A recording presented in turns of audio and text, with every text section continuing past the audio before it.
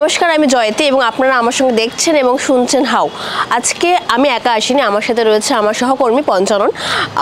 আজকের আমাদের যে ভিডিওটি হবে সেটি হচ্ছে ভোট অলরেডি শুরু হয়ে গেছে আমাদের রাজ্যে এবং দেশব্যাপী ভোট শুরু হয়ে গেছে, কিন্তু আমাদের ভিডিওটা হবে ইস্তেহার নিয়ে। যে বিভিন্ন দল রয়েছে, প্রধান যে চারটি রাজনৈতিক দল অন্তত পশ্চিমবঙ্গের নিরিখে, বিজেপি, তৃণমূল, কংগ্রেস এবং বামপন্থী যারা আছেন, সেই প্রধান যে চারটি দল তাদের যে নির্বাচনী ইস্তেহার তার একটি কাটাছেঁড়া বিশ্লেষণ আমরা আজকে করব। কেন এটা করছি, হঠাৎ করে কী কারণ? রিসেন্টলি একটি স্পিচ প্রধানমন্ত্রী নরেন্দ্র মোদী একটি স্পিচ দিয়েছেন এবং সেখানে সেটা ভীষণ ভাইরাল হয়েছে। সেটা নিয়ে বিভিন্ন রকম কথা হচ্ছে, আলোচনা হচ্ছে যে তিনি কোথাও গিয়ে একটা ভুল বার্তা দিচ্ছেন কংগ্রেসের এগেনস্টে। তিনি যেটা বলেছেন যে মনমোহন সিংয়ের যে গভর্নমেন্ট 2006 সালে তিনি যে ভাষণ দিয়েছিলেন তাকে একটু ভুল ইন্টারপ্রেট করা হচ্ছে এবং তাদের যে ইস্তেহার ছিল তাকে একটু ভুল ইন্টারপ্রেট করা হচ্ছে, এমনটাই সংবাদ মাধ্যমে ইতিমধ্যে চর্চার বিষয়। তো আমাদের মনে হলো যে এই বছর যে ইস্তেহার দেওয়া হয়েছে বিভিন্ন দলগুলির তরফ থেকে, সেটা নিয়ে একটু আমাদের আলোচনা করা উচিত। এবং এখনও প্রায় মোটে একটা দফার ভোটই হয়েছে, বাদবাকি সমস্ত দফার ভোট এখনও বাকি। ভোট দেওয়ার আগে আমার আপনার প্রত্যেকেরই প্রয়োজন যে আমাদের রাজনৈতিক দলগুলো আমাদের ঠিক কী কী প্রমিস করছে, কী কী প্রতিশ্রুতি দিচ্ছে এবং কেন আমরা তাকে ভোট দেবো, পুরোটা ঠিকঠাকভাবে বুঝে নেওয়া, জেনে নেওয়া। তার জন্যই আজকে আমাদের এই ভিডিও। এবং আমি পঞ্চাননকে বলবো শুরু করতে। বিজেপির ইস্তেহারটা দিয়ে যদি আমরা শুরু করি, যেহেতু কেন্দ্রের ক্ষমতায় আছে। দেখো, আমি যে মোটামুটি ইস্তেহার, মোটামুটি মূল যে চারটি দল, সেই চারটি দলের ইস্তেহার মোটামুটি যদি একটু প্রথম কিওয়ার্ডগুলোকে যদি বিশ্লেষণ করা হয়, সবার আগে গুরুত্ব পাচ্ছে মহিলারা। আমরা দেখেছি যে পশ্চিমবঙ্গের ক্ষেত্রে যে নারী সুরক্ষা, মহিলাদের লক্ষ্মীর ভাণ্ডার থেকে শুরু করে মেয়েদের সাইকেল দেওয়া, কন্যাশ্রী, বিভিন্ন প্রকল্প যেখানে মহিলাদের সুবিধার কথা বলা হয়েছে, সেই সুবিধা দেওয়ার ক্ষেত্রে ভারতবর্ষের অন্যান্য রাজনৈতিক দল কিন্তু পিছিয়ে নেই।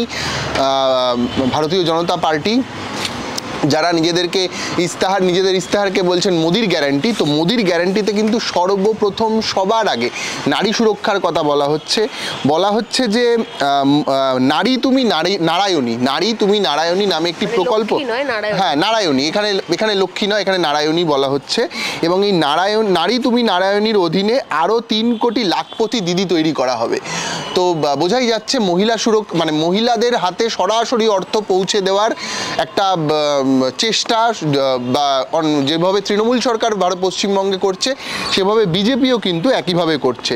বিজেপির ম্যানিফেস্টোতে একটা খুব ইম্পর্টেন্ট জিনিস, যেটা আমি অন্যান্য কোনো রাজনৈতিক দলের ইস্তেহারে দেখতে পাইনি, যেটা আমার মনে হয়েছে ভীষণ ইন্টারেস্টিং, সেটা হচ্ছে ওরা বলছে যে মহিলাদের জরায়ু মুখের ক্যান্সার, স্তন ক্যান্সার এবং অস্টিওপোরোসিসের দিকে বিশেষ করে নজর দেওয়া হবে। এটা কিন্তু খুব জরুরি একটা বিষয়। আজকের দিনে আমাদের দেশে যেভাবে আমরা প্রত্যেকটা পাড়ায় পাড়ায় গেলে দেখতে পাই যে করোনা পরবর্তী সময়ে প্রত্যেক পাড়ায় একটা দুটো ক্যান্সার পেশেন্ট রয়েছে, ক্যান্সারে মারা যাচ্ছে মানুষ। আর মহিলাদের ক্ষেত্রে ক্যান্সার হওয়ার সুযোগ বেশি। তার জন্য এই বিষয়টাকে যে টার্গেট করা হয়েছে, এর ক্ষেত্রে কিন্তু ভারতীয় জনতা পার্টিকে সাধুবাদ দিতেই হয়। আচ্ছা, মহিলা নিয়ে তুমি যখন বলছো, আমি তাহলে একটু বলি, অ্যাড করি।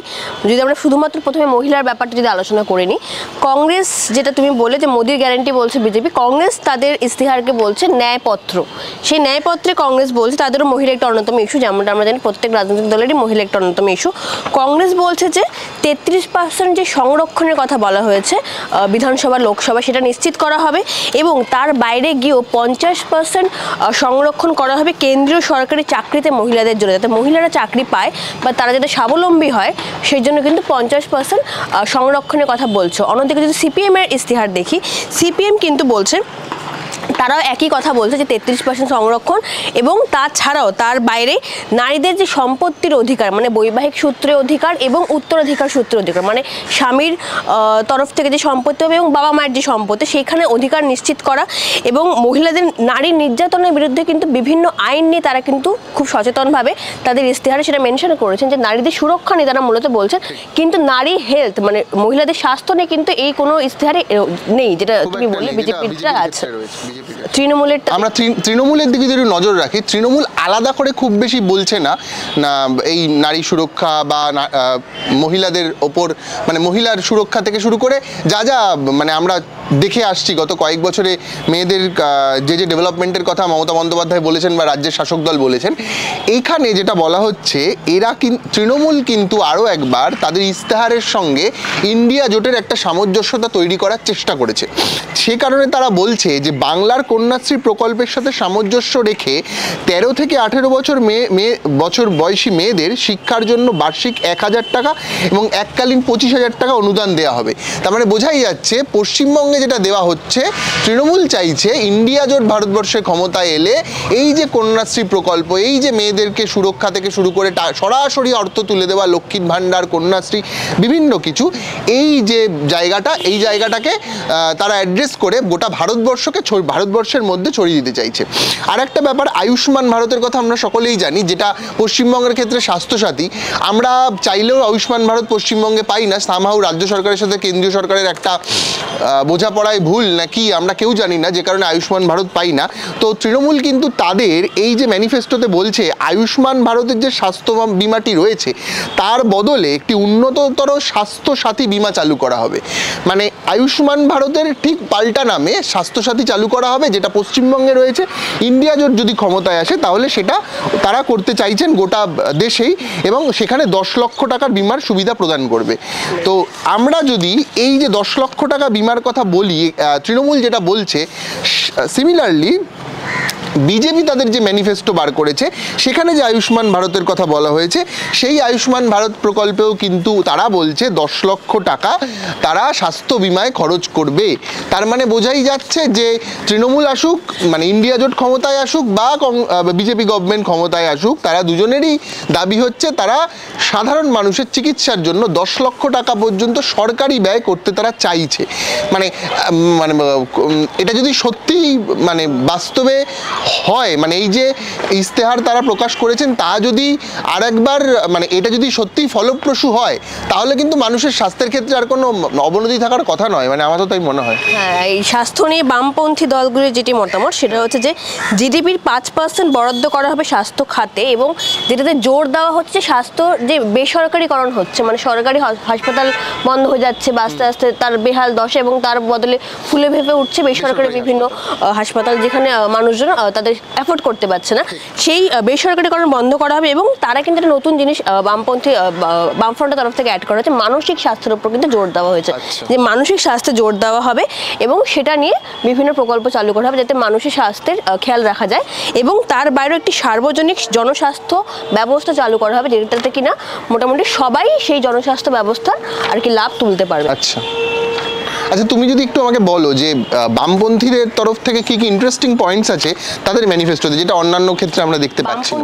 আমরা বারবারই দেখেছি, একটু থামিয়ে দিয়ে বলছি, আমরা বারবারই দেখেছি যে বামপন্থীদের ইস্তাহারে কিছু আলাদা থাকে দক্ষিণপন্থী রাজনৈতিক দলগুলোর তুলনায়। তো তাদের ডেভেলপমেন্টের খাতিরে তারা কি চাইছে, ইন্টারেস্টিং পয়েন্টসগুলো কি যদি একটু? ইন্টারেস্টিং পয়েন্ট হচ্ছে কিছু কিছু পয়েন্ট তো মানে আমরা জানি যে বামপন্থী দলগুলো সেটার জন্য লড়ে আসছে বহুদিন ধরে, সেগুলো বাদ দিয়ে যেগুলো নতুন বা ইন্টারেস্টিং যেগুলো সেটা বলবো। প্রথমত রয়েছে পরিবেশটা নতুন নয়, সাস্টেনেবল ডেভেলপমেন্টের কথা বামপন্থী দলগুলো বহুদিন ধরে বলে আসছে। এবং আরেকটা রয়েছে এলজিবিটিকিউ সম্প্রদায়ের মানুষদের বিভিন্ন অধিকারের দাবি। আগে এলজিবিটিকিউটা নিয়ে বলে নিচ্ছি। তাদের ইস্তেহারে যেটা তারা দাবি করেছেন যে সমলিঙ্গের যে বৈবাহিক আইনের স্বীকৃতি তারা দেবেন যদি তারা ক্ষমতায় আসেন, এবং এলজিবিটিকিউ সম্প্রদায়ের মানুষদের যে সুরক্ষা তাদের গ্যারান্টি সেটা তারা দেবেন, এবং শিক্ষা এবং কর্মপ্রতিষ্ঠান তাদের একটা সংরক্ষণের ব্যবস্থা করবেন যাতে তারা চাকরি পান বা কাজ পান, এবং ট্রান্সজেন্ডার পারসন অ্যাক্ট বলে যে অ্যাক্টটি রয়েছে তার সংশোধন করা হবে বামপন্থীরা দলেরা ক্ষমতায় এলে।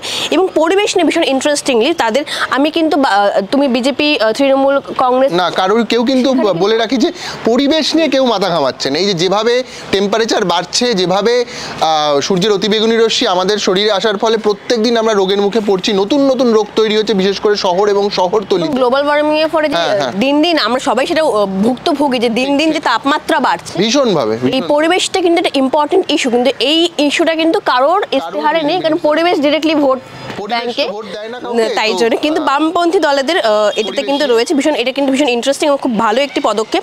তারা বলছে যে ন্যাশনাল অ্যাডাপ্টেশন প্ল্যান কার্যকরী করা হবে, এবং সাস্টেনেবল ডেভেলপমেন্টের কথা বলা হচ্ছে। সাস্টেনেবল ডেভেলপমেন্ট কি, মানে ধরুন আমরা সবাই এখন জানি যে লাদাখে যেটা হচ্ছে, যেটা তারা বিজ্ঞানী যিনি রয়েছেন বংশ, তিনি যেটা প্রতিবাদ করছেন, অনশনে বসেছেন, তারা চাইছেন সাস্টেনেবল ডেভেলপমেন্ট, মানে কি পরিবেশের ক্ষয়ক্ষতি না করে উন্নতি করা, মানে মানুষেরও সেখানে উন্নতি হবে এবং পরিবেশেরও উন্নতি হবে, পরিবেশকে সংরক্ষণ করা হবে, যেটার ফলে কি হবে, মানে যদি আমরা মানুষের উন্নতি না করে পরিবেশকে শুধুমাত্র সংরক্ষণ করতে যাই, তাহলে আলটিমেটলি মানুষ সেই পরিবেশকে ধ্বংস করবেই, কারণ তার নিজের বাচ্চা তাকে সেটা করতে হবে, কারণ ওখানে আর কোনো ডেভেলপমেন্টের উপায় নেই, পরিবেশটা ওখানে ইম্পর্টেন্ট। তো সেই জন্য এমনভাবে ডেভেলপমেন্টটা করতে হবে যাতে পরিবেশকে বাঁচানো যায় প্লাস মানুষের উন্নতি করা যায়, এটা কিন্তু বামফ্রন্ট তাদের ইস্তেহারে বলছে।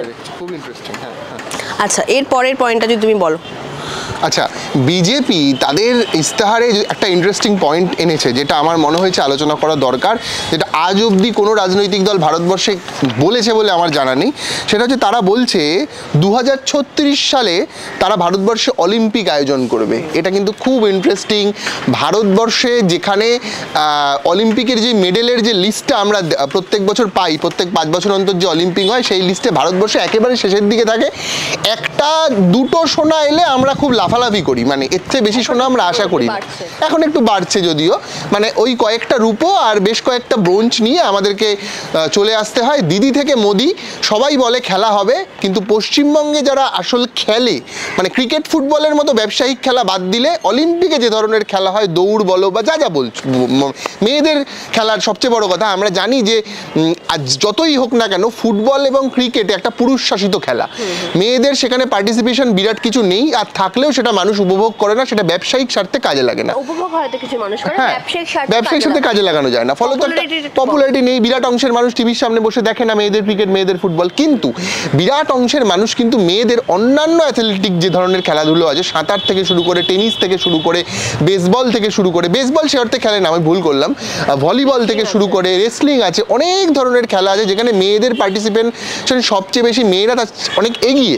আমি টেনিসের কথাই বলতে পারি, ভারতবর্ষে সানিয়া মির্জার মতো টেনিস প্লেয়ারের জন্ম হয়েছে, অথচ ভারতবর্ষ টেনিসে কোনোদিন সোনা পায় না অলিম্পিকে। তো এরকম একটা জায়গায় দাঁড়িয়ে যদি 2036 সালে বিজেপি ক্ষমতায় এসে যদি তাদের প্রতিশ্রুতি হয়, আমি জানি না তারা প্রতিশ্রুতি পালন করতে পারবে কিনা, আমরা কেউ জানি না, কিন্তু যদি এটা তাদের ইস্তেহারেও লেখা থাকে সেটাও কিন্তু খুব ইম্পর্টেন্ট। ভারতবর্ষে যদি অলিম্পিক আয়োজন করা হয়, সেটা কিন্তু ভারতবর্ষের ক্রিকেট ফুটবল বাদ দিয়ে, মেইন স্ট্রিম খেলাধুলা বাদ দিয়ে অন্যান্য খেলাটাকে কিন্তু ভীষণভাবে মানুষকে এনগেজ করবে বলে আমার মনে হয়। আচ্ছা, তুমি আমাকে জিজ্ঞেস করছিলে যে বামফ্রন্টের ইস্তেহারে নতুন কি আছে, আমি একটা পয়েন্ট বলতে ভুলে গেছি, সেটা হচ্ছে 7 সিস্টার্স, মানে নর্থ ইস্ট নিয়ে কিন্তু বামফ্রন্ট তাদের ইস্তেহারে কথা বলেছে, এটা নিয়ে কিন্তু অন্য কোনো রাজনৈতিক দল বলেনি। তারা কিন্তু বলছে যে সেখানে নতুন কর্মসংস্থান তৈরি এবং তারপরে সেখানে যে সমস্ত ভায়োলেন্স আমরা দেখতে পাচ্ছি, সেই সমস্ত নিয়ে কিন্তু তাদের একটি ইস্তেহারে তাদের একটি পয়েন্ট কিন্তু পার্টিকুলারলি ডেডিকেট করা হয়েছে 7 সিস্টার্স বলে। মানে শুধুমাত্র কিন্তু মণিপুরের কথা বলছি না, নর্থ ইস্টে আর যাবতীয় যে সমস্ত রাজ্য রয়েছে তাদের সবার একটা ডেভেলপমেন্ট, যারা পিছিয়ে পড়া সেখানে জনজাতি রয়েছে তাদের একটা ডেভেলপমেন্টের কথা কিন্তু বামফ্রন্ট তাদের ইস্তেহারে বলেছে। তুমি যদি কংগ্রেসের ইস্তেহার নিয়ে কিছু আলোচনা করো। কংগ্রেস মূলত তাদের ইস্তেহারে যেটা তারা জোর দিয়েছে সেটা হচ্ছে যুবক, মহিলা, কৃষক, শ্রমিক এবং সংবিধান রক্ষার ক্ষেত্রে। এই সংবিধান রক্ষার পয়েন্টটা কিন্তু শুধু কংগ্রেস না, বামফ্রন্টও তাদের ইস্তেহারে বলেছে যে কেন এটা বারবার করে আসছে, যে আমরা দেখতে পাচ্ছি যে বিভিন্ন বারবার অভিযোগ উঠছে বিজেপির বিরুদ্ধে বা তৃণমূলের বিরুদ্ধে, মূলত বিজেপির বিরুদ্ধে, যে তারা সংবিধানে হস্তক্ষেপ করছে, তারা সংবিধান বদলানোর চেষ্টা করছে, ধর্মনিরপেক্ষতা সংবিধান থেকে আস্তে আস্তে চলে যাচ্ছে, বা তারা বিরোধী শূন্য একটা সংসদ করতে চাইছে, বেশ কিছু সংসদকে তারা বরখাস্ত করে দিয়েছে, সাসপেন্ড করে দিয়েছিল, এবং এইটা নিয়ে কিন্তু একটা আলোচনা চলছে যে গণতন্ত্র বিপদের মুখে, সেই গণতন্ত্র রক্ষার কথা কিন্তু কংগ্রেস এবং বামফ্রন্ট তারা দুজনেই বলছে। আমি একটু আরেকটা বিষয় আলোচনা করতে চাইবো, যেটা গণতন্ত্রের ক্ষেত্রে খুব ইম্পর্ট্যান্ট একটা ইস্যু। আমরা জানি যে ভারতবর্ষে ত্রিস্তরীয় পঞ্চায়েত ব্যবস্থা রয়েছে, তাই এখানে পঞ্চায়েত ভোট, মিউনিসিপ্যালিটি ভোট, লোকসভার ভোট, বিধানসভার ভোট হয়। গণতন্ত্রের এই পরিকাঠামো আমরা দেখতে অভ্যস্ত। বাবা সাহেব ভীমরাও আম্বেদকর, জওহরলাল নেহেরুরা বসে যে সংবিধান আমাদেরকে ভারতবর্ষ তৈরি করা হয়েছিল, সেটা কিছুটা ব্রিটেন থেকে নেওয়া, কিছুটা আমেরিকার থেকে নেওয়া বা ইত্যাদি, যাই হোক না কেন, সেই যে চলমান সংবিধান, সেই সংবিধানের বিরুদ্ধে গিয়ে কিন্তু বিজেপি তাদের ম্যানিফেস্টোতে একটা কথা বলেছে, এটা ভীষণ আলোচিত, ভীষণ ইম্পর্টেন্ট, সেটা হচ্ছে এক জাতি এক নির্বাচন। এক জাতি বলতে কি বোঝানো হচ্ছে আমি এখানে বলতে পারবো না, যেহেতু ধর্মের কথা বলেনি। আমরা সকলেই জানি বিজেপি বারংবার হিন্দু ধর্মকে বেশি গুরুত্ব দিয়েছে, হিন্দুত্বের কথা বলেছে, তারা মনে করেছে যে ভারতবর্ষ শুধুমাত্র হিন্দু ধর্মের থাকার যোগ্য, ইত্যাদি বিভিন্ন তাদের নিয়ে কন্ট্রোভার্সি আছে, এই নিয়ে ঢুকতে চাইছি না, কিন্তু তারা বলছে এক জাতি। এই জাতি বলতে কি ভারতীয় জাতি যদি হয় আমি বলতে পারবো না, এটা কেন বলেছে। আর একটা ওরা বলেছে যে এক নির্বাচনের পাশাপাশি অভিন্ন নির্বাচনী ভূমিকার ব্যবস্থা থাকবে। এই অভিন্ন নির্বাচনী ব্যবস্থাটা কি, মানে এটা আমার কোথাও মনে হয়েছে এটা অভিন্ন নির্বাচনী ব্যবস্থা থাকাটা কিন্তু বোধহয় জরুরি। তার কারণ হচ্ছে আমাদের রাজ্যে, অন্তত পশ্চিমবঙ্গের মতো রাজ্যে, পশ্চিমবঙ্গ বা ত্রিপুরায়, যেখানে পঞ্চায়েত ভোট বা মিউনিসিপ্যাল ভোটগুলো প্রায় হয় না বললেই চলে, যেখানে পঞ্চায়েত ভোটে সকাল 7টা-8টার পর থেকে বুথ কর্মীরা বসতে পারেন না, ব্যালট লুট করে নেওয়া হয়, অথচ লোকসভার ভোটে মানুষ যথেষ্ট ঠিকঠাক করে ভোট দেওয়ার অবকাশ পায়, অন্তত পশ্চিমবঙ্গে। ত্রিপুরায় পায় কিনা এটা নিয়ে একটা কন্ট্রোভার্সি আছে। পশ্চিমবঙ্গের ক্ষেত্রে মানুষ কিন্তু লোকসভা বিধানসভায় ঠিকঠাক করে ভোট দিতে পারলেও পঞ্চায়েতে ভোট দিতে পারে না। তাই আমার মনে হয় ভারতীয় জনতা পার্টি এই যে অভিন্ন নির্বাচনী ভূমিকার কথা বলতে চেয়েছে, যে নির্বাচনের প্রত্যেকটা নির্বাচনেই পুলিশের ভূমিকা, প্রশাসনের ভূমিকা একই রকম হওয়া উচিত, এটা সত্যি হওয়া উচিত। আবার পাশাপাশি ওরা যে কন্ট্রোভার্সির কথা বলছে যে এক দেশ এক নির্বাচন, মানে একটা ইলেকশন হবে তাতেই সব কিছু ডিসাইড হয়ে যাবে, মানে এইটা কিভাবে কি বাস্তব হওয়া সম্ভব, সাধারণ মানুষ কিভাবে নেবে, এটা কতটা সংবিধানের ক্ষতি করবে আমরা জানি না। কারণ ভারতবর্ষের সমস্ত ডিসিশন কেন্দ্রীয় সরকার কিন্তু নেয় না, ভারতবর্ষের ডিসিশন মেকিং অনেকটা রাজ্যের হাতে থাকে, বিরোধী দলের কাছে থাকে, গণতন্ত্রের এটাই নিয়ম। বামফ্রন্ট বিরোধিতা করেছে, তুমি যদি একটু বলো এটা। বামফ্রন্ট এটার বিরোধিতা করেছে এবং তার সাথে সাথে আরেকটা যেটা দেখলাম আমি, সিএএ, এনআরসি, এনপিআর, এটা নিয়ে বিভিন্ন চর্চা চলছে। বামফ্রন্ট কিন্তু সেটারও সরাসরি বিরোধিতা করেছে এবং তারা বলেছে ধর্মের ভিত্তিতে নাগরিকত্ব দেওয়া কখনো হবে না, ধর্মের ভিত্তিতে নাগরিকত্ব দেওয়া একদম তারা খেলাফ। এবং এটার সাথে সাথে তারা যেটা বললাম, যেটা বলছেন যে সংবিধান রক্ষার কথা বলা হয়েছে, সেখানে তারা বলছে যে গণতন্ত্র রক্ষা, ভয় দূর করা, স্বাধীনতা পুনরুদ্ধার তাদের উদ্দেশ্য, এবং কে কি খাবে, কে কি পড়বে, কে কার সাথে প্রেম করবে বা কি, এই সমস্ত বিষয়ে তারা হস্তক্ষেপ করবে না। এটা কিন্তু কংগ্রেস এবং বামফ্রন্টের মিলিত একটি, তারা দুজনে এটা বলছে। এবং এটার সূত্রে আমি একটু বলে রাখি যে রিসেন্টলি আমরা শুনতে পেয়েছিলাম যে উত্তরপ্রদেশে লিভ ইনে থাকতে গেলে রেজিস্ট্রেশন করতে হবে বা সরকারকে জানাতে হবে। আমার মনে হয় এটা কিন্তু উত্তরাখণ্ডে, হ্যাঁ রাইট, উত্তরাখণ্ডে। তো এটা কিন্তু রেলিভেন্ট যে তারা কিন্তু সরাসরি বলে দিচ্ছে যে আমরা তোমাদের পার্সোনাল লাইফে কিন্তু কোনো রকম হস্তক্ষেপ করবো না, ধর্মের ভিত্তিতে, পোশাকের ভিত্তিতে, কি খাচ্ছ তার ভিত্তিতে কোনো রকম সরকারি হস্তক্ষেপ থাকবে না। আমি এই মুহূর্তে আরেকটা বিষয়কে অ্যাড্রেস করতে চাইবো বিজেপির ক্ষেত্রে, খুব ইন্টারেস্টিং। বিজেপি আমরা সকলেই জানি দক্ষিণপন্থী একটা দল। আমাদের ভারতবর্ষে মূলত বামপন্থী সংগঠনগুলো, বামপন্থী রাজনৈতিক দলগুলো বারংবার কৃষকের, শ্রমিকের কথা বলে এসছে। এই কিছুদিন আগে যে কৃষক আন্দোলন হয়েছে সেখানেও বামপন্থীরা তাদের পাশে থেকেছে, আন্দোলনকে নেতৃত্ব দিয়েছে। সেরকম একটা সময় ভারতীয় জনতা পার্টি ভারতের ক্ষমতায় থেকে কৃষক শ্রমিকের কথা নিয়ে কিন্তু তাদের ইস্তাহারে বারংবার আলোচনা করছে, এবং যে আলোচনাটা আসলে বামপন্থীদের করা উচিত ছিল সেটা নিয়ে কিন্তু কথা বলতে শুরু করেছে ভারতীয় জনতা পার্টি। সেটা হচ্ছে গিগ শ্রমিক। গিগ শ্রমিক কারা আমরা সকলেই জানি, যারা প্রত্যেক দিনই যে ডেলিভারি বয়ের কাজ করে, ইন্টারনেট কর্মী যারা ডেলিভারি বয়ের কাজ করে, মূলত তারা খাবার ডেলিভারি থেকে জিনিসপত্র ডেলিভারি থেকে, তাদের নিয়ে আমরা সুপ্ত আবেগ সোশ্যাল মিডিয়াতে দেখাই, কিন্তু সরকারি কোনো তাদের নিয়ে নীতি নেই। আমরা এই বিষয়ে একটা ছোট্ট সমস্যার কথা আমার মনে হয়েছে বলা উচিত, সেটা হচ্ছে যারা ডেলিভারি করেন, ডেলিভারি বয় ছাড়া যারা মানুষকে ডেলিভারি করে, মানে আমরা যে র্যাপিডো, ওলা, উবেরে চড়ি, আমরা অনেকেই জানি না তার কিন্তু কোনো কমার্শিয়াল নাম্বার প্লেট হয় না, মানে পশ্চিমবঙ্গ সরকার প্রায় করে না বললেই চলে। এটা নিয়ে দীর্ঘদিন বামপন্থী শ্রমিক সংগঠন সিআইটিউ একটা বিরাট মুভমেন্ট করার ফলে কলকাতায় 100 থেকে 120টা ছেলেরাই বলছি, কারণ মেয়েরা খুব একটা মানে মানুষ ডেলিভারির কাজ করে না, তাই ছেলের কথাই বললাম, খুবই কম। হ্যাঁ, তো এই পুরুষ যে ডেলিভারি বয় তাদের প্রায় 100 থেকে 120টা ছেলের বাইকের হলুদ নাম্বার প্লেট বের করতে পেরেছে বা কমার্শিয়াল নাম্বার প্লেট আছে, কিন্তু বেশিরভাগেরই নেই। এটা নেই বলে সাধারণ মানুষের কোনো অসুবিধা হচ্ছে না, মেনে নিলাম, কিন্তু মাঝে মধ্যে অসুবিধা হয়। এই যে তারা কমার্শিয়াল কাজ করছে অথচ তারা ডোমেস্টিক নাম্বার প্লেটে, তার ফলে পুলিশ মাঝে মাঝে তাদেরকে ধরে এবং হ্যারাস করে। এদের নিয়ে কিন্তু কথা বলা উচিত ছিল, বামপন্থীদের কথা বলা উচিত ছিল। মোটামুটি তাদের একটা আন্দোলনের ফলে এটা হয়েছে, তুমি বললে, হ্যাঁ তাদের আন্দোলনের ফলে হয়েছে, কিন্তু তাদের ইস্তাহারে গিগ শ্রমিকদের নিয়ে কোনো কথা নেই। এটা আমার মনে হয়েছে বিজেপি কিন্তু বলছে যে গিগ শ্রমিক, অভিবাসী কর্মী, ট্যাক্সি ড্রাইভার, ট্রাক চালক, অটো চালক, পোর্টার, গৃহকর্মীরা যারা ই শ্রমের সাথে যুক্ত তারা কল্যাণমূলক প্রকল্পের সুবিধা পাবে। এবার তাদের নিয়ে সরকার এক্স্যাক্ট কী ভাবছে সেটা এখানে লেখেনি, কিন্তু তাদের কথা ম্যানিফেস্টোতে বলেছে, এটা আমার মনে হয়েছে খুব ইম্পর্টেন্ট। এটা ছাড়া আরেকটা জিনিস আমি বলতে চাইবো যে মাছ যারা ধরে, জেলে যদি আমি বলি, বা মাছ চাষি যারা, এই যে তারা তাদের নিয়ে তাদের ম্যানিফেস্টোতে লিখেছে যে মাছ চাষিদের সামুদ্রিক আগাছা এবং মুক্তা চাষে উৎসাহিত করা হবে। মানে হ্যাঁ, সামুদ্রিক আগাছা এবং পরিষ্কার করা এবং মুক্তা চাষে উৎসাহিত করা হবে। জেলেদের জন্য নৌকো বিমা, মাছ প্রক্রিয়াকরণ ইউনিট, স্যাটেলাইটের মাধ্যমে সময়োপযোগী তথ্য এসবকে শক্তিশালী করবে। এই যে পয়েন্টসগুলো, যেটা একটা দক্ষিণপন্থী দলের কাছ থেকে আশা করা যেতই না একটা সময়, তারা কিন্তু আনছে। এটা বামপন্থীদের আন্দোলনের ফলে আসছে কিনা আমি জানি না, কিন্তু ম্যানিফেস্টোতে আছে। তারা কতটা করবে তাও বলতে পারবো না, কিন্তু থাকাটা আশাব্যঞ্জক বোধ হয় এই গরিব মানুষগুলোর জন্য। আচ্ছা, বিজেপির ইস্তাহারে যদি আর কি কি ইন্টারেস্টিং পয়েন্ট তুমি যদি একেবারে সবটা বলে দাও তাহলে একটু সুবিধা হয় আমার মনে হয়। আর একটা ব্যাপার যেটা তৃণমূলের ক্ষেত্রে আমি দেখছি, যেটা হচ্ছে ভারতীয় জনতা পার্টি ভারতবর্ষের ক্ষমতায় আসার পরে যাদেরকে নিয়ে খুব বারবার কথা বলেছে, সেটা হচ্ছে আদিবাসী ওবিসি সম্প্রদায়ের মানুষদের নিয়ে। তো এই যে ওবিসি সম্প্রদায়কে নিয়ে তারা কথা বলতে গিয়ে তারা বলছে যে 2025 সালে ওবিসি সম্প্রদায়দেরকে কেন্দ্র করে তাদেরকে সম্মান জানিয়ে 2025 সালকে উপজাতি গর্বের বছর হিসেবে ঘোষণা করবে। এটা বিজেপি বলছে। এসসি এসটি সহ আদিবাসী সম্প্রদায়ের মানুষকে কিন্তু তাদের ভোট যেহেতু বাড়ছে, তাদের নিয়ে ভাবতে শুরু করে দিয়েছে মূলধারার দক্ষিণপন্থী দলগুলো, তৃণমূল বিজেপি উভয়ই। তৃণমূলের ম্যানিফেস্টোতে তাদেরকে নিয়ে কিন্তু কথা হয়েছে। এইদের নিয়ে বিজেপি, কংগ্রেস এবং বামফ্রন্টও আছে, আমি সেটা পরে আছি, একেবারে বিজেপি এইটা মোটামুটি বিজেপির। আর বিজেপির যেটা এর আগেও তারা কাজগুলো করেছে, এটা নিয়ে বলতে অসুবিধে নেই। সেটা হচ্ছে বিশ্বমানের স্টেশন আগামী বছরগুলোতে হবে। তাছাড়া আন্ডার ওয়াটার মেট্রো নির্মাণ, নতুন নতুন এয়ারপোর্ট আর বুলেট ট্রেন তৈরি করা হবে। মানে বোঝাই যাচ্ছে একটা মানে নগর কেন্দ্রিক সভ্যতা, শহর কেন্দ্রিক সভ্যতা তৈরি হতে চলেছে। গোটা দেশে আর গ্রাম থাকবে না, পাড়ায় পাড়ায় মেট্রো স্টেশন, পাড়ায় পাড়ায় হাইওয়ে।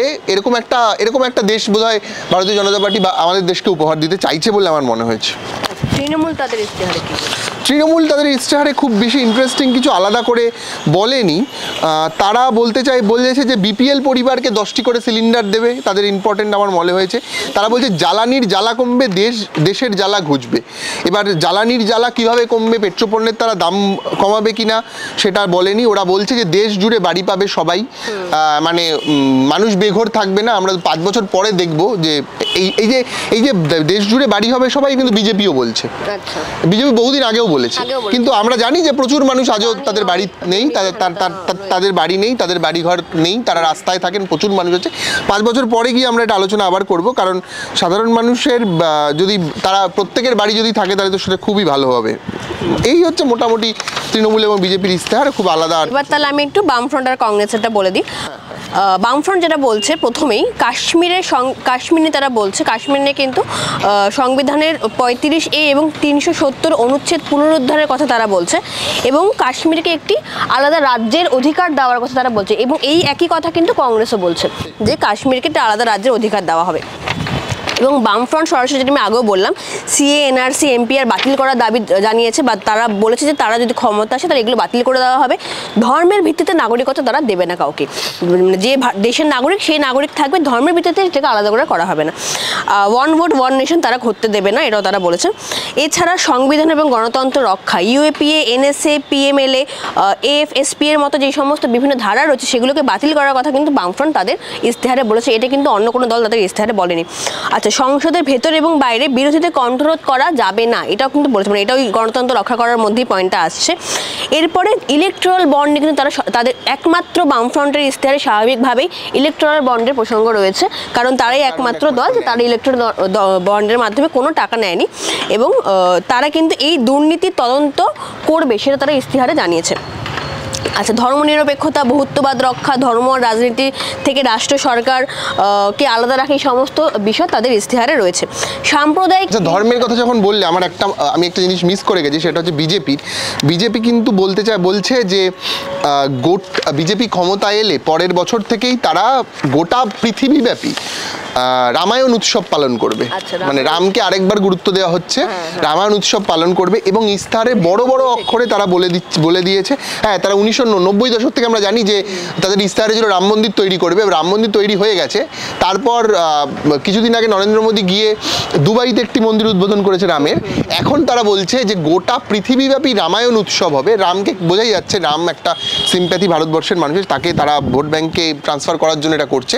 পাশাপাশি তারা বলেছে গোটা অক্ষরে অযোধ্যার ডেভেলপমেন্ট হবে। শুধুমাত্র অযোধ্যার কথা, হ্যাঁ, শুধুমাত্র অযোধ্যার কথা বলছে। তুমি কন্টিনিউ করো। এবার এখান থেকে আবার আসি রাম থেকেই। সাম্প্রদায়িক হিংসার বিরুদ্ধে কিন্তু বামফ্রন্ট তাদের ইস্তাহারে বলছে যে সাম্প্রদায়িক হিংসা রোধ করা হবে তারা যদি ক্ষমতায় আসে। আচ্ছা, এরপর এনইপি বাতিল। এনইপি একটি গুরুত্বপূর্ণ বিষয় শিক্ষা নিয়ে কিন্তু আমি অন্য কোনো দলের তেমন কিছু দেখিনি। কংগ্রেস কিছুটা বলেছে যে এনইপি বাতিল করা হবে এবং শিক্ষায় বরাদ্দ বাড়ানো হবে। আমরা জানি যে অলরেডি এনইপি বলতে ন্যাশনাল এডুকেশন পলিসি, যেটা বিজেপি বলেছে ইমপ্লিমেন্ট করবে।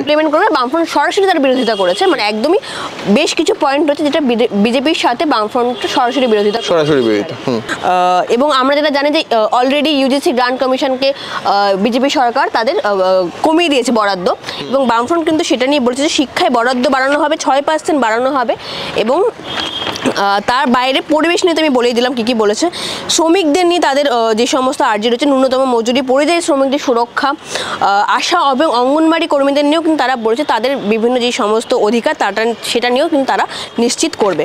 আচ্ছা, একটা ইন্টারেস্টিং পয়েন্ট আমার মনে হয়েছে যে পরিযায়ী শ্রমিকদের নিয়ে কিন্তু মূলধারার রাজনৈতিক দলগুলোর মধ্যে বামফ্রন্ট ছাড়া আর কেউ খুব একটা কোনো কথা বলেনি। বামফ্রন্ট তাদের, আমি কয়েকদিন আগে দেখলাম একটা পোস্টারেও তারা প্রচার করছে যে ঘরের ছেলে ঘরে ফিরে আসবে। মানে ঘরের ছেলে, বাড়ির ছেলেটা বাড়িতেই কাজ করবে, তাকে আর দূরে যেতে হবে না। কর্মসংস্থানের ব্যাপারে একেবারেই। আমার মনে হয় এটার সাথে কৃষিটাও কিছুটা যুক্ত, যে গ্রামে গ্রামে যেভাবে কৃষি নষ্ট হচ্ছে, ফলত তাদেরকে চলে যেতে হচ্ছে বাইরে, কৃষক ফসলের দাম পাচ্ছে না। সেটা নিয়ে মানে বামফ্রন্ট কি বলছে? কৃষকদের নিয়ে বামফ্রন্ট যেটা বলছে যে তারা কিন্তু কৃষকদের এমএসপি গ্যারান্টি দেবে, কৃষি যে উপকরণ বিভিন্ন রয়েছে তাদের মূল্য হ্রাস করবে, এবং কৃষি খাতে সরকারি যে বরাদ্দ সেটা দুগুণ করবে, এবং কর্পোরেট যে দখলদারি কৃষি জমিতে বা কৃষকদের জীবনে সেটা কিন্তু তারা কমাবে। এছাড়া আর কয়েকটি ইন্টারেস্টিং পয়েন্ট, সেটা হচ্ছে ডিজিটাল নজরদারি বন্ধ করা হবে। আমরা জানি যে এই মুহূর্তে দাঁড়িয়ে সাইবার সিকিউরিটি, আমাদের সবার ডেটা কোনো না কোনোভাবে কোথাও না কোথাও লিক হচ্ছে, এবং কিছু কিছু জায়গায় সরকার সেটা করছে, সরকারের হস্তক্ষেপ রয়েছে। বামফ্রন্ট কিন্তু বলছে যে এই ডিজিটাল নজরদারি তারা কিন্তু বন্ধ করবে, এবং মিডিয়ার কণ্ঠরোধ, এটা খুব ইন্টারেস্টিং পয়েন্ট বামফ্রন্টের ইস্তেহারে, যে মিডিয়ার কণ্ঠরোধ করা যাবে না এবং সাংবাদিকদের বিনা কারণে অযথা যখন তখন গ্রেফতার করা যাবে না বা তাদের ওপর অত্যাচার করা যাবে না, এটা কিন্তু বামফ্রন্ট বলছে। কোনো রাজনৈতিক দল কোনো কথা না, এটা নিয়ে কোনো রাজনৈতিক দল কোনো কথা বলেনি। আচ্ছা, আর এছাড়া মূল্যবৃদ্ধি রোধ, হ্যানা যেগুলো নর্মাল বেশ যে সমস্ত পয়েন্ট আছে সেগুলো তো রয়েছেই। আচ্ছা, এরপরে আসি কংগ্রেস যেটা বলছে, কংগ্রেস কিন্তু বলছে যে তারা ক্ষমতায় এলে যে সমস্ত সরকারি শূন্য পদ রয়েছে সেই সমস্ত শূন্য পদে কিন্তু তারা নিয়োগ করবে। এটা কিন্তু বামফ্রন্টও বলছে। এবং বামফ্রন্ট আরেকটা আমি বলতে ভুলে গেছি যে যত রকম দুর্নীতি রয়েছে এই তৃণমূলের আমলে বা বিজেপি যদি কিছু দুর্নীতি থাকে, এবং এজেন্সি নির্ভর যে রাজনীতি বিজেপি করে, এই সমস্ত কিছুর বিরুদ্ধে কিন্তু তারা পদক্ষেপ নেবে যদি তারা ক্ষমতায় আসে। আচ্ছা, সরকারি শূন্য পদে নিয়োগ করা হবে। এছাড়া কৃষকদের নিয়ে বলা হয়েছে একই কথা, যে এমএসপি দেওয়া হবে এবং কৃষি ঋণ মৌকুফ করা হবে। এটা কিন্তু কংগ্রেস বলছে। মানরেগার কথা বলছে যে অধীনে মজুরি 400 টাকা করা হবে। এটা তৃণমূলে বলেছে, কিন্তু 100 দিনের কাজে 400 টাকা করে মজুরি করা হবে, এটা তৃণমূলে বলে। যদিও পশ্চিমবঙ্গের কেউ এখন আর 100 দিনের কাজ করে না এবং দীর্ঘদিন ধরে তারা টাকা পায়নি। না, এখন তারা করছে না, তারা বন্ধ হতো তাদের কাজ। হ্যাঁ, কিন্তু করেও অনেক টাকা তারা পায়নি, তাই নিয়ে আন্দোলন হয়েছে, তাও তারা টাকা পায়নি। কিন্তু এখন তৃণমূল সরকার বলেছে যে 400 টাকা করে দেবে। কংগ্রেসও যেটা বললো যে আচ্ছা, কংগ্রেস আরেকটা ইন্টারেস্টিং পয়েন্ট রয়েছে, সেটা হচ্ছে স্টুডেন্টদের জন্য, যে 25 বছরের কম বয়সী স্নাতকরা রয়েছেন তাদের জন্য 1 বছরের জীবিকামুখী শিক্ষানবিশ হওয়ার সুযোগ তারা দেবে। অর্থাৎ ইন্টার্নশিপের একটি ব্যবস্থা কিন্তু সরকার থেকে করা হবে। এবং তার পাশাপাশি প্রতিশ্রুতি দেওয়া হচ্ছে যে কেন্দ্রের ক্ষমতা দখল করলে, আচ্ছা এটা আমি বললাম যে জম্মু কাশ্মীরে তারা রাজ্যের মর্যাদা তাকে দেবে। এবং যে সেনাবাহিনীতে যে নিয়োগ, নরেন্দ্র মোদী সরকার তারা একটি অগ্নিবীর বলে একটি প্রকল্প চালু করেছে, এটা কিন্তু অস্থায়ী নিয়োগ করা হয়, সেটাকে সরিয়ে দিয়ে সেনাবাহিনীতে স্থায়ী নিয়োগের কথা কিন্তু কংগ্রেস বলছে। মোটামুটি এইটাই আর কি। মানে বাদবাকি যে সমস্ত রয়েছে, তারা কংগ্রেসে কিন্তু এলজিবিটি সম্প্রদায়ের মানুষকে নিয়ে বলেছে, যেটা কিনা বামফ্রন্টে আমি বললাম, কংগ্রেসও কিন্তু এই কথাটা বলছে। অর্থাৎ বেশ কিছু ইন্টারেস্টিং ফ্যাক্ট যেটা কিনা অন্যদের থেকে আলাদা, এবং এগুলো হচ্ছে সেগুলো। তার বাইরে যে মূল্যবৃদ্ধি রোধ, গরিব মানুষ, কৃষক, শ্রমিক, মহিলাদের অধিকার, এই সমস্তটাই সবারই মোটামুটি সবাই বলছে, সবাই হ্যাঁ, কমন, সবাই বেশ। বলছে, সবাই বলছে। আচ্ছা, এবার যেটা বাদ থেকে যাচ্ছে আমার যেটা মনে হয়, যেটা তুমি বলছিলে আমাকে, যে গ্রামের ডেভেলপমেন্ট, সেটা নিয়ে যদি একটু বলো। আমার মনে হয়েছে যে মানে গত কয়েক বছর ধরেই আমরা বিখ্যাত সাংবাদিক রাজদীপ সরদেসাইয়ের একটা বই আছে 2014 ইলেকশন দ্যাট চেঞ্জ ইন্ডিয়া।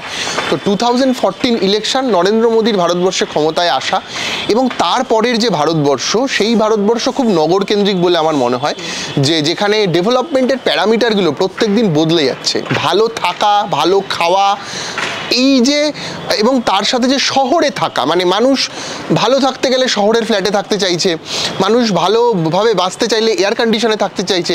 ফলত এটার ফলে গ্রাম আস্তে আস্তে ছোট হয়ে যাচ্ছে, গ্রামের বুক চিরে চলে যাচ্ছে বড় বড় হাইওয়ে, গ্রামের এপাশ ওপাশ ভাগ হয়ে যাচ্ছে, গ্রামের কৃষি জমির ওপর দিয়ে বিরাট বিরাট রাস্তা, তার পাশাপাশি তার মধ্যে দিয়ে চলে যাওয়া ট্রাক, ধোঁয়া, এর ফলে গ্রামের চাষ ব্যাহত হচ্ছে। পশ্চিমবঙ্গের বিচার যদি করি, পশ্চিমবঙ্গের চারপাশে ছড়িয়ে ছিটিয়ে থাকা প্রচুর নদ এবং নদী, যেটা আজ থেকে 10 বছর আগেও তাতে জল ছিল, আজকের দিনে প্রায় শুকিয়ে কাঠ। বড় বড় নদী, ইছামতি, চূর্ণী, অঞ্জনা, কেলেঘাই, মাথাভাঙার একটা অংশে জল থাকলেও পুরোটা নেই। সিমিলারলি ইছামতির ক্ষেত্রেও তাই, কিন্তু ইছামতি সরু হয়ে যাচ্ছে। আর পলিউশন, চূর্ণীতে আবার পলিউশন বেশি। এই হুগলি আমার সামনে, কলকাতা থেকে একটুখানি দূরে হুগলিতে একটা সময় প্রচুর নদ ছিল, নদী নয়, যারা বর্ষার জলে পুষ্ট হতো, সেখানে নেই। সরস্বতী নদীতে কোনো জলই নেই, আমরা গেলে দেখতে পাবো। তো এই যে পরিবেশের সমস্যার সাথে কৃষিটা খুব ইম্পর্টেন্ট হয়ে দাঁড়িয়েছে। একটা সময় এই নদীতে যদি জল না থাকতো, কৃষক আন্দোলন করতো। কৃষক আজকের দিনে আন্দোলন করে না কেন? তার কারণ হচ্ছে তারা বেশিরভাগই পরিযায়ী শ্রমিক হয়ে গেছে। ডেভেলপমেন্টটা কিভাবে হচ্ছে? সেই যে নদী, যেখানে জল প্রায় নেই বললেই চলে, সেখানে সরকার বিভিন্ন পাম্প, খুব অত্যাধুনিক মানের পাম্প লাগানোর ফলে তাতে দিয়ে জল কোনো রকমে চলে যাচ্ছে, হয়তো সেচের সমস্যা হচ্ছে না, কিন্তু এই পাম্প লাগিয়ে প্রচুর টাকা পয়সা খরচা করে গ্রামে কে জলটা আনতে পারছে? বড়লোক কৃষক। মাঝারি এবং যে গরিব কৃষক, সে আর চাষ করছে না। সে চাষ করলেও বছরের একটা সার্টেন টাইম, ধরে নিচ্ছি যখন ধান পোতার সময়, সেই সময়টায় মেদিনীপুর, বিশেষ করে এই চত্বরটা, লাল মাটির যে পশ্চিমবঙ্গ, সেখানে এই শ্রেণীর শ্রমিকরা আসছে, তারা কাজ করছে, তার বাকি সময়টা তারা কলকাতায়, চেন্নাই, দুবাই, ব্যাঙ্গালোর, বিভিন্ন জায়গায় বিভিন্ন কাজের সাথে যুক্ত হয়ে পড়ছে এবং বাড়ছে পরিযায়ী শ্রমিক। পরিযায়ী শ্রমিক হয়ে যে তারা খুব ভালো থাকছে সেটা কিন্তু তাও নয়। তার কারণ পরিযায়ী শ্রমিকদের কাছে টানা 30 দিন কাজ আছে, পরের 10 দিন কাজ নেই, ফলত যে টাকাটা সঞ্চয়, কাজের নিশ্চয়তা নেই, তারা রাজ্যের বাইরে থাকে, বিভিন্ন সমস্যা, বাড়ির লোকজন তাদেরকে দেখতে পায় না। এই যে কৃষক মানে বঞ্চিত, গ্রাম বঞ্চিত, মানে আমাদের যে রুট, এই যে আমাদের যে 70-80 টাকা দিয়ে সবজি কিনতে হচ্ছে বা যেভাবে দ্রব্যমূল্য বাড়ছে, তার একটা বড় কারণ হচ্ছে এটাই, যে সভ্যতা প্রতিদিন নগর কেন্দ্রিক হয়ে যাচ্ছে এবং গ্রাম ছোট হচ্ছে, গ্রামের পরিসর বাড়ছে না। বিজেপি যে তাদের যে ইস্তেহার রেখেছে, মূলত একটা ডমিনেন্ট প্যারাডাইমকে মেনে তারা নগরীকরণকেই তারা ডেভেলপমেন্ট ধরে নিচ্ছে। অন্যদিকে কিন্তু আমরা যদি দেখি যে বামফ্রন্টের যে ইস্তেহার, সেখানে কিন্তু সাস্টেনেবল ডেভেলপমেন্টের কথা বলা হচ্ছে, পরিবেশকে বাঁচিয়ে, কৃষিকে বাঁচিয়ে, গ্রামকে বাঁচিয়ে, শহরের ডেভেলপমেন্ট বা গ্রামের একটা ডেভেলপমেন্ট মানে শুধুমাত্র গাড়ি ঘোড়া, রাস্তা, বাড়ি, এইটা নয়। ডেভেলপমেন্ট মানে পরিবেশকে বাঁচিয়ে যে ডেভেলপমেন্ট, সেটার কথা কিন্তু বলা হচ্ছে। সেটা খুব দরকারি, মানে এবং আমাদের কৃষি নীতি নেই কোনো, সেটা নিয়েও সেটা নিয়ে কিন্তু এক্স্যাক্টলি পার্টিকুলারলি এই ব্যাপারটা নিয়ে কিন্তু কেউ কারো ইস্তেহারে লেখেন, এটা নিয়ে কোনো লেখা। এবং কৃষক, আমরা নিজেরাও আমাদের চ্যানেলে আপনারা দেখবেন ইন্টারভিউ করেছি, প্রচুর কৃষকের ইন্টারভিউ করেছি, তারা বলেছে যে আলটিমেটলি সমাজ কৃষককে নিয়ে ভাবে না, যে আমাদেরকে ফসল ফলিয়ে খেতে দেয়, অন্তত ভারতবর্ষের রাজনীতিতে তাদের কোনো জায়গা নেই এবং নেই। মানে কোথাও কি কৃষিটাকে একটা নিম্নমানের কাজ হিসেবে বা কৃষিটাকে সেটা মানুষের মননেও ঢুকিয়ে দেওয়া হয় নয়, সেটাকে ধরে নেওয়া হয়। কৃষিটাও যে একটা খুব ইম্পর্টেন্ট আসপেক্ট, আমাদের দেশ কৃষি নির্ভর দেশ, সেখানে যে কৃষিটাকে ডেভেলপমেন্ট করে আর অনেক কিছু করে, সেইটা কিন্তু কোথাও বলা হচ্ছে না। আমার মনে হয় যে সেটা নিয়ে রাজনৈতিক দলগুলো আলোচনা করা উচিত, কিন্তু সেটা করছে না। এবং রাজ্য সরকার, একটা মোস্ট ইম্পর্টেন্ট টপিক, সেটা হচ্ছে রাজ্য সরকার 2011 সালে বুদ্ধবাবু ক্ষমতায় থাকার ঠিক আগের বছর সম্ভবত পশ্চিমবঙ্গ ভারতবর্ষে ধান উৎপাদনে 1 নম্বর ছিল। এবার এই যে ধান উৎপাদনে পশ্চিমবঙ্গ এখনো 2-3-এর মধ্যেই আছে, কিন্তু এটা নয় যে আমরা নেই। ধান উৎপাদনে এখনো আমরা 2 বা 3-এর মধ্যে আছি, কখনো 1 থাকছি, 1, 2, 3-এর মধ্যেই থাকছি কিন্তু মজার ব্যাপার হচ্ছে আমরা 1, 2, 3-এ থাকলেও আমাদের পরে, ধরে নিচ্ছি উত্তরপ্রদেশ, মধ্যপ্রদেশ, যে স্টেটগুলো ধান উৎপাদনে 2 বা 3-এ বা 4-এ বা 5-এ, তারা আমাদের পরে আছে। তার কারণ হচ্ছে তাদের ফসল কমানোর বা ফসল উৎপাদনের ক্ষমতা তাদের কমে গেছে। আচ্ছা। আমাদেরও কমেছে, তাদেরও কমেছে। আমরা এটা বিচার করছি না, আমরা এগিয়ে গেছি, আমরা বলছি আমরা ভালো করে এগাইনি, ভালো করে এগাই, অন্যরা খারাপ করেছে বলে আমরা এগিয়েছি।